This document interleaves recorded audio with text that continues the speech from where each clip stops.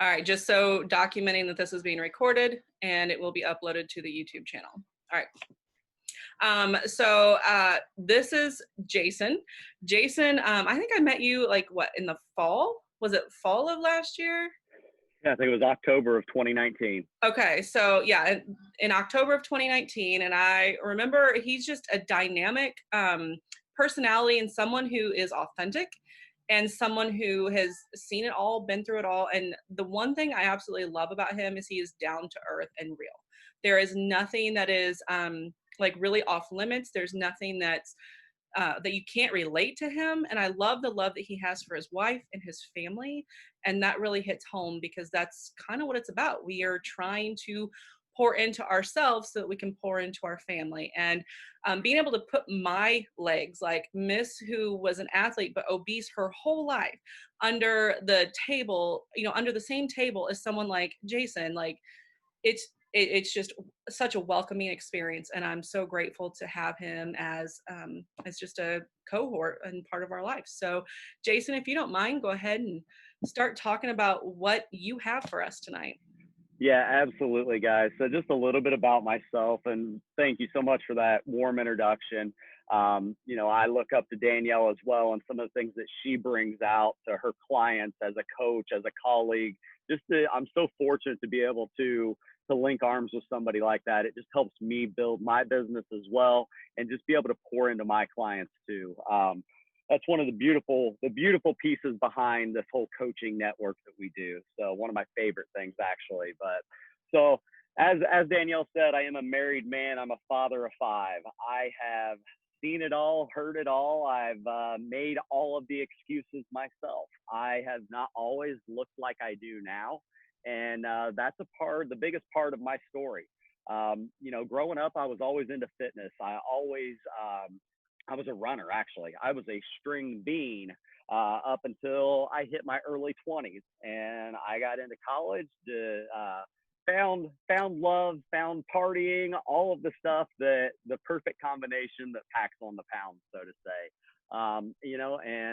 And I did that. I went with that for almost 10, 12 years. Now I was still working out, but the nutrition part of it just wasn't there. I was, had the excuse of I was a new father. I had to take care of the baby because my wife worked weekend option at the time. So, I was working for Coca-Cola, busy sales job, gone from 5 in the morning until 7 at night. And, I had every excuse under the sun as to why I couldn't put myself first. And I think a lot of us can relate to that. A lot of us fall into that same trap, and not necessarily trap, but just excuse. And, we don't put ourselves, it's just human nature that a lot of us are people pleasers, and we don't find time for ourselves. And that's the category that I fell into. I just didn't find time for myself. Fast forward several years, I had an opportunity to leave my job at Coca-Cola. We had gotten bought out. There was opportunities for a voluntary severance package, and I decided I wanted to look into it after a 14-year career in sales. I knew, and at that time, I didn't know what it was, but I am a Christian man. I pray on everything, and I knew there was something more out there for me. I knew I was made for more. I had heard the name Jesse Dale and Macro Missionary, which is who we're certified through. I had heard that before, but I didn't really know much about it. From where I came from, I was always coached old school and told that if you eat chicken, broccoli, and rice, you'll lean down. If you eat chicken, broccoli, and rice, you can achieve your goals and get back up. And so as I was getting back into fitness and as I was seeing these things, I started losing weight with my old school coach. But I wasn't doing it the way I wanted to. Again, like I said, I was a busy man, always on the go, having to pack 6 meals a day and carry them around with you. It's not the fun thing to do while your family's sitting there eating pizza and ice cream, and you're sitting there eating your chicken, broccoli, and rice again. It got old. The older I got, the worse it got. And so that's where I came into contact with Jesse at a bodybuilding show for me. And I had heard that, there were these competitors of mine that were out there doing the same exact things, eating pizza, eating ice cream, enjoying their families and doing all this. And I was so interested. So that's when I looked up Jesse. And in January of 2019, I actually became a client of Jesse's first. Um, I went through the program and I fell in love with it. I'll be flat out honest. I did not know anything about macro based nutrition. Of course, I knew what protein was because as a bodybuilder, as somebody that cares about their physique, I load up on protein. But I'll also tell you, I was one that was spending $400 to $500 a month just in supplements alone.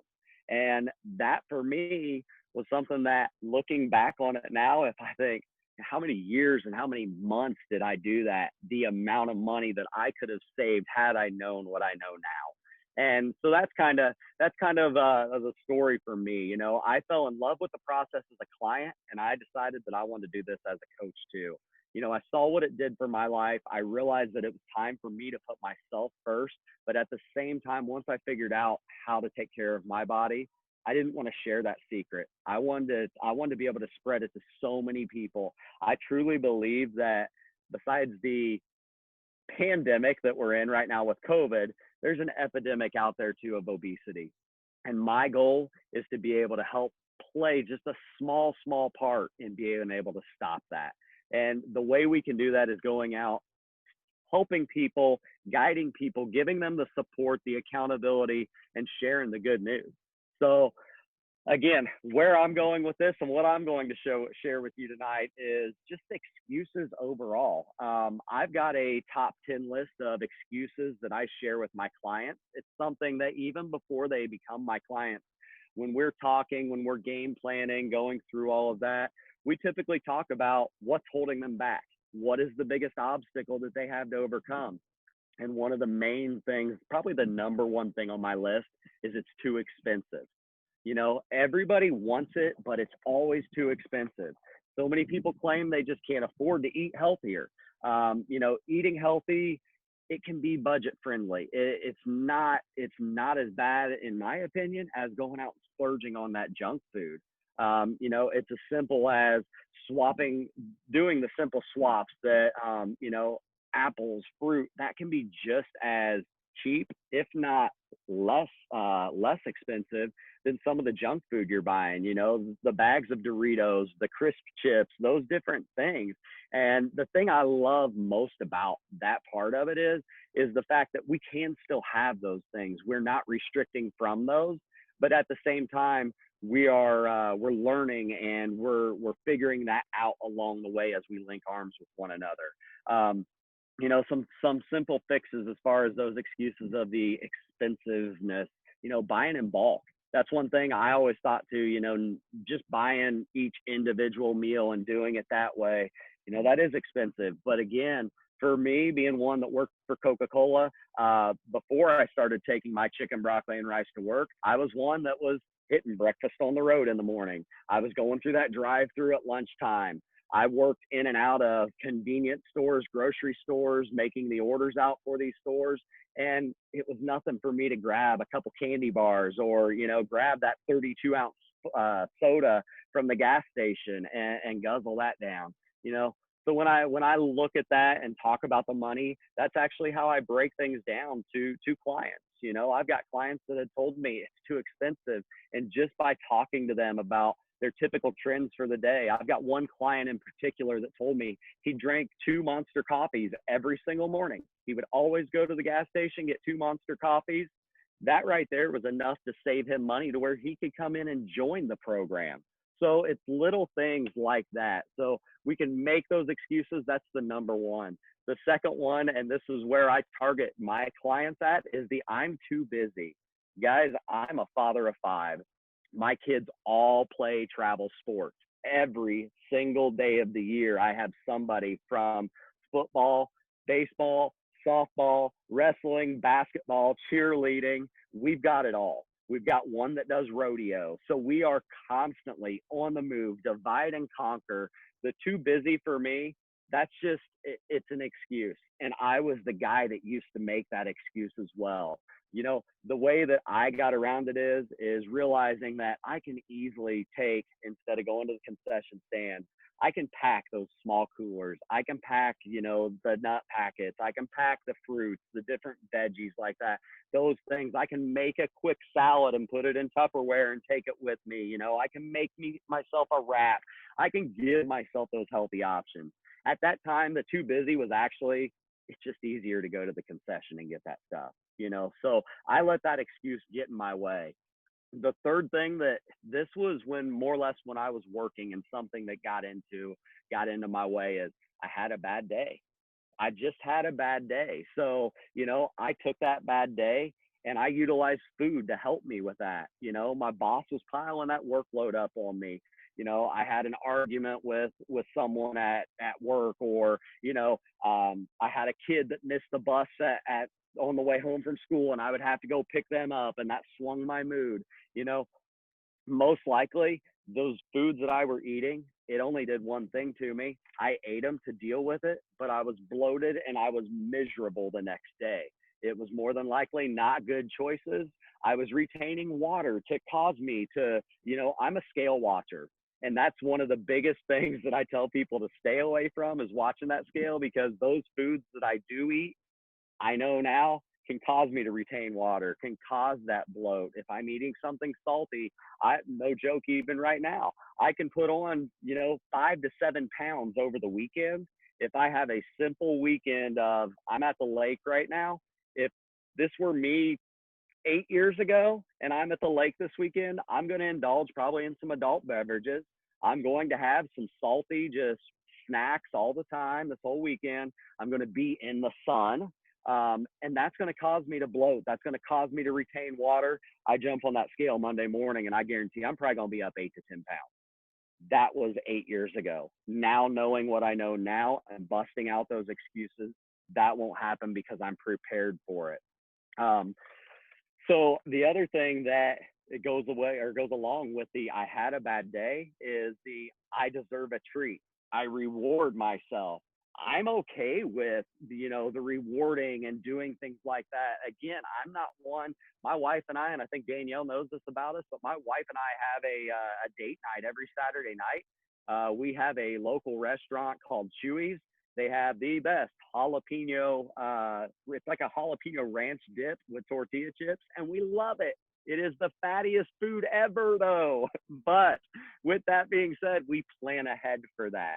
So it's a matter of, when you're doing macros, or when things are coming up like that, it's a matter of planning your days out. If I know I've got a birthday party coming up and there's going to be cake and ice cream, you can bet your money I'm going to eat the cake and ice cream. But again, I know that's coming up and I'm planning my day around that. I'm stocking up on the anti-inflammatories prior to that. Or something I mentioned earlier, as a busy dad with the travel sports, there's days where I'll do some intermittent fasting. I'll typically, on Tuesdays and Thursdays, I'm right now eating 1,843 calories a day. But what I typically do is we'll eat one 500-calorie meal on Tuesday and one 500-calorie meal on Thursday. I'll load up on water. That gets me through then and gives me an additional 1,300 calories that I can carry over to Saturday, and another 1,300 I can carry over to Sunday. So those are different tips and tricks that I use to plan. So when I want those treats, you're right, you do deserve those treats.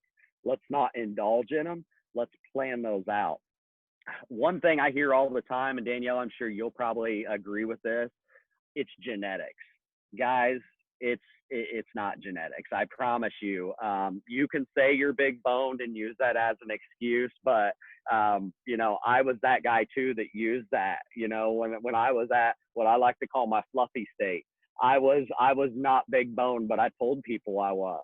And obesity does run in my family. My mother's overweight, my grandparents are overweight, and that was one of the key factors to me that made me want to buck the system, so to say. I realized it wasn't genetics. I could use that as an excuse and blame my body. But if it was truly genetics, why even start with a diet? why even start with an exercise plan? You know, if we're going to blame our bottom and our muffin top on genetics, why even start with it? And that was the thing that I thought about most was, you know, I understand genetics play a role in where you carry weight at. That's the absolute truth. But you can do something about it as far as being able to burn that fat, to get rid of that fat and take care of your body. So that was something that I had to get out of my head early on, was the whole genetics factor. You know, I knew growing up, like I said, I was a string bean, I was a runner. Well, what do you think related to that? It was the fact that I was going out and running 7 to 10 miles daily. I was training every single day. I was eating more then than what I did now, you know, and but because of the movement and doing that stuff, that far outweighed the fat genes, so to say. So one other thing I know we hear all the time, and it's another excuse, is diets just don't work for me. Typically, when I hear that and somebody has told me that, it's because they've tried every trendy or fad diet that is out there. And you're right, when it's not done the proper way, you're looking for that quick fix or the magic pill. That's typically what we see. The diets don't work for me. You know, I promise you, when a game plan with Danielle, a game plan with myself, or any of the other coaches within our network, when we lay that out there for folks, it's not because we are going to say, well, it just didn't work for you. Believe me, if it's executed 100% and I won't even say 100%, if it's executed 80% flawlessly, you're going to see those results. And the idea behind it is, though, is being honest with yourself. At the end of the day, you've just got to be honest with yourself. You've got to understand that you didn't build to where you are overnight. And if weight loss is your goal, it's not going to fall off overnight either. It takes time, but it's going to break down. It's going to, with you staying consistent, being honest with yourself, and remembering your why. Everybody needs to establish a why before they start anything like that. And as long as that why is big enough, that's always going to push you further and further. The next one that ties into it is, I've just got a slow metabolism. You know, I hear that all the time. My metabolism is just slow. They believe that they're unable to lose weight because of that sluggish metabolism. You know, that's the last thing, honestly, though, that the body needs. You can control that yourself through your nutrition. You can control that through working out. So those are things that, you know, it's more of a myth than it is actual fact when you hear somebody, or if you've made that excuse yourself with it. The next thing is, and I get this, and I'm sure Danielle does all the time, well, I'll just start my diet tomorrow. I'll start my diet Monday. You know, I hear that all the time. You know, and that is huge. That is massive, because I promise you want to get it when the time is now. If you're one that has said, I'll start my diet tomorrow, you know you want to do it. You know it's there on your mind. Just dive in. There's nothing stopping you but yourself. If you say you're going to start tomorrow, I promise 90% of folks are not going to start tomorrow. You know, the thought is there. You want to make that change. Today is the day. Today is the day to make that change. You're going to have the support. You're going to have the accountability just surrounding you. And I promise you, with Danielle, that you're not going to be let down. Another one, I just love food too much. Guys, I love food. I absolutely love it. And I'll tell you, you know, like I said earlier, my wife and I have that Chewy date night. We eat steak a lot. We eat chicken breast a lot. We're constantly frying veggies on the grill, making air fryer recipes. There are so many things out there that you do not have to restrict yourself from food. You can still love food, but know that your body runs off of a certain amount of calories. And if weight loss is your goal, the deficit that your coach puts you in, that's going to be the deficit that you need to stay within. That's your boundaries, so to say. But again, if you know that you've got an anniversary dinner with your hubby or wife coming up, you know, you can plan those things out. So if you know you're going to your favorite restaurant and you want to eat a 3,000 calorie meal and have that dessert with it, you can plan those things out. Just like I said, when I'd operate for my travel ball system, you know, that fasting method, that's one way you can do that. That's one way to work around that and plan those days out. So you can still love food. You know, that is perfectly fine. the last thing I actually hear, and this is funny, it's I don't hear it often, but I have heard it before, is, well, I don't want to do that, and I don't want to train with you and go through your game plan because I just don't want to look like a stick. Well, what is it? I don't want you to look like a stick either, and that's not the goal at the end of the day.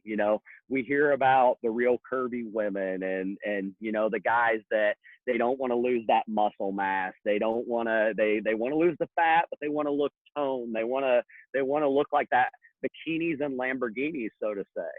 Guys, the idea behind this is, let's just be real.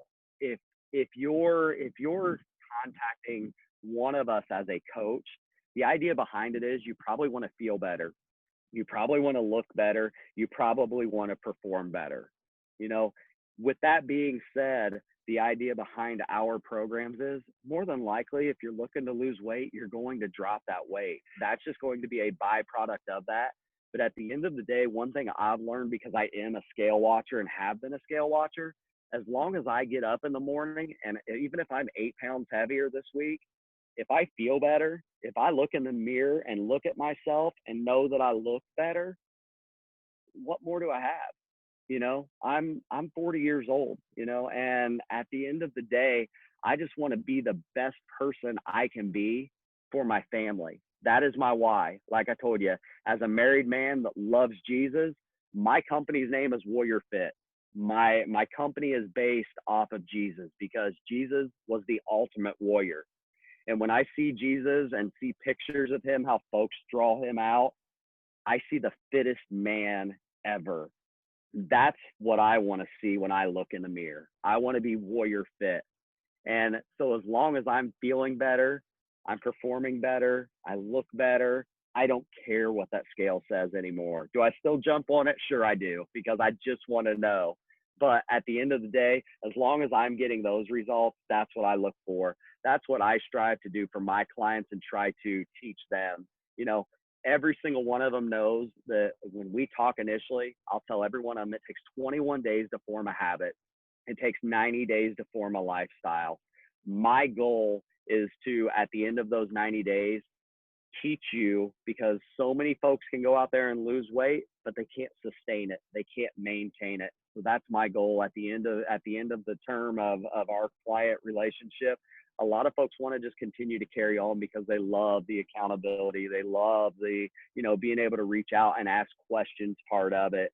So as long as I'm teaching them how to maintain and sustain it, you never have to worry about that fad diet, that magic pill, that gimmick ever again. We want the holistic nutrition. We want to teach you how to do that and teach you how to do it in a very, very healthy manner. And at the end of the day, that's a win for us. 100% agree with everything you just said. Something that I'm trying to I should have taken notes as you talked. I didn't even think about it. The last thing you were talking about with, the last excuse about, well, I don't want to be a stick. I also have the thing where I have some women that don't want to look like a man. And so we have that conversation about, well, what about a man don't you want to look like? And, we talk, obviously they want that massive physique and they don't want that massive physique and things like that. And I said, well, you'd have to spend a whole lot of time in the gym to get that, first of all. But the goal is, my goal, like you said, is to teach a sustainable process, so that if I'm not here, because one day I'm going to be gone with Jesus, that they can just carry it on. And then the other thing too is that, oh my goodness, the anesthesia brain, I'm sorry. But the other thing too is I want independence. I want independence for my people, because we're not talking about fitting into a size pair of 10 or 8, 6 pants right now. We're talking about when we're 90, because our projected, I just had my surgery and my surgeon was like, well, your equipment is going to last until you're at least 90. And so our projected lifespan is so much longer, and we're going to have to be more independent. We're not going to have enough people taking care of us in the nursing homes and things. So that's something that I always circle back to, just a sustainable process for lifelong independence, but also all those things. It is an investment, but where we put our time and money shows us where our priorities are. So if we're, like you said, stopping at the gas station or convenience store, well, that was obviously a priority for you, not health at that time. So Yep. like all those things, that just really hits home. And I really appreciate your just kind of echoing and giving examples, real world examples as to what each of those kind of excuses looks like. Yeah, absolutely. It was my pleasure. I thank you for having me on, and I hope everybody was able to take a little bit of something away from it. Yeah. Do any of you guys can unmute yourself. If you have any questions or comments or anything else, please feel free to unmute yourself and we can ask, have conversation. So I feel like sometimes I struggle with, like one of the excuses, like you mentioned, was like the treat myself, or like the self-care thing that people always want to say, like, oh, this is okay, like allowing myself, I don't know, I'm not saying that very well, but I struggle with deciphering of like, okay, is this really self-care, or is this me like going beyond the boundary kind of thing? Does that make sense? Yeah. Yeah, I think so. I mean, I would ask you this. So when you feel like you're treating yourself, is it that you're rewarding yourself, or is it that it's that sweet treat that you eat and you feel good about it first, but then it's the second hand, the Monday morning quarterback, oh, I shouldn't have ate that. Is it that type, or, are we planning ahead for that? Are we working it into our day, or how do you typically do that? I think it's more of like, I'm more reactionary. So like I had a bad day, or like this didn't go my way kind of thing, and I'm stressed, or I'm tired, and I didn't, or like I have a plan, but I want to go off of that plan because this is easier, fills up whatever that void is. But then definitely have the hangover the next day, and like I'm mad at myself. And that was what I was going to ask next is, so when you do something like that, you feel like you've went over or you made that bad choice, remember how you feel that next day. That's one thing that I always tell my clients. Remember how you feel. It's no different eating foods, because for me, I know what foods cause me to have that hangover, so to say. No difference than a weekend of when I was younger and I would go out and I would binge drink and I would wake up that next morning with a splitting headache, and I didn't want to look into the light, and why did I do that? I'm never drinking again. It's one of those things that I feel like, and I tell a lot of my clients, it's okay to do that. It's okay, and don't beat yourself up and feel guilty over it, because we've still got the rest of the week. Okay, so what if you didn't plan for it and you went to whatever, if it was a birthday party and they had cake and ice cream there and you ate more than what you thought you should have, and you're regretting it now? We've still got the rest of the week that we can make up for that. So that's where we can game plan and get that back. We can throw in some high anti-inflammatory foods, and instead of, I don't know how Danielle does, but with me, I recommend 4 to 6 servings a day for my clients. So maybe instead of 4 to 6 servings, we incorporate that into 6 to 8 servings, just to push a little more anti-inflammatory to help counteract some of that, to get you feeling good.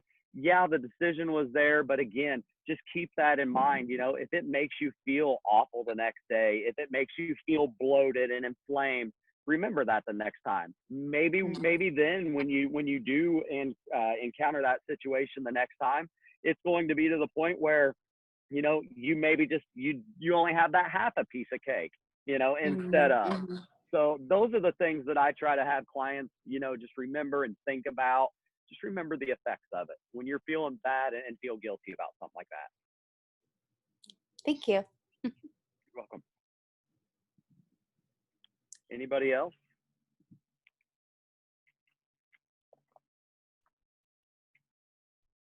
All right. I'm going to interject one thing.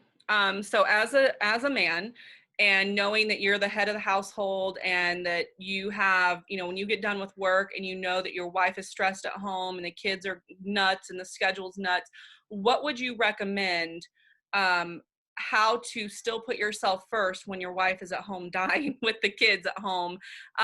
So how would you recommend going about that as a man's perspective? So for me personally, I mean, this happens to us a lot because we do have so many kids and it's divide and conquer. And she's working from my wife right now. So we run a daycare at home as well. Up until COVID hit, we had 22 kids that we take care of. On top of our 5, we're actually in a position where the daycare is getting ready to close. August 7th will be our last day. But right now, like you just said, there are times where she is just batty, she doesn't know what to do. She doesn't know how to respond to things. I'm one that I take that every single night.